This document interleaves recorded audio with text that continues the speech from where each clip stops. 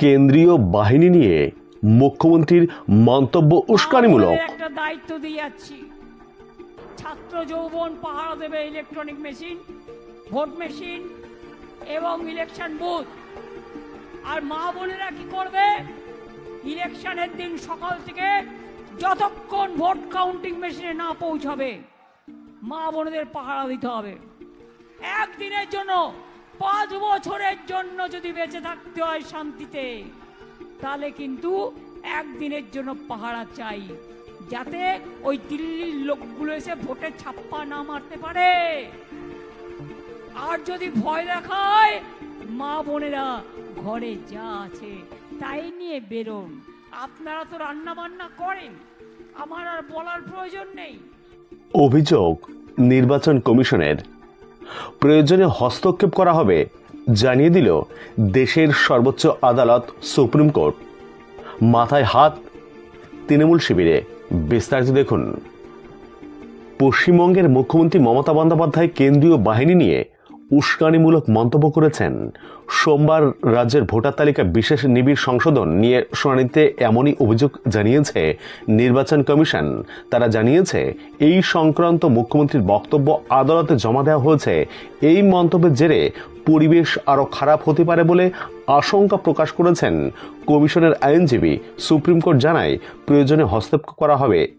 এর আগে এই নিয়ে পশ্চিমবঙ্গের মুখ্য নির্বাচনী আধিকারিকের কাছে রিপোর্টও চেয়েছিল কমিশন।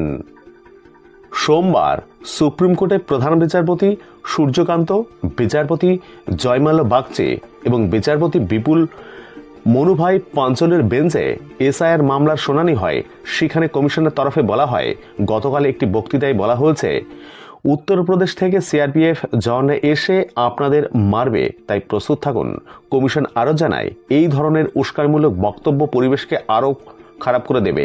কেন্দ্রীয় বাহিনী নিয়ে মুখ্যমন্ত্রীর মন্তব্যের রেকর্ডিং আদালতে জমা দেওয়া হয়েছে বলেও জানিয়েছে কমিশন। এরপরে সুপ্রিম কোর্টের প্রধান বিচারপতি কান্ত বলেন, যদি রাজ্যের প্রশাসন ব্যর্থ হয় তবে কি করতে হবে তা বিবেচনা করা হবে। উল্লেখ্য, দার্জিলিং জেলার নকশালবাড়ির নন্দপ্রসাদ গার্লস হাই স্কুলের মাঠে একটি জনসভায় মুখ্যমন্ত্রী মমতা বন্দ্যোপাধ্যায় বলেছিলেন, উত্তরপ্রদেশ থেকে আসছে সেন্ট্রাল গভর্নমেন্টের সব বাহিনী, শুনবেন তাদের কাহিনী। তারা এসে অত্যাচার করবে, হামলা করবে, আর ভোটের আগে নাকি মেয়েদেরও সার্চ করবে। কোনোদিন শুনেছেন?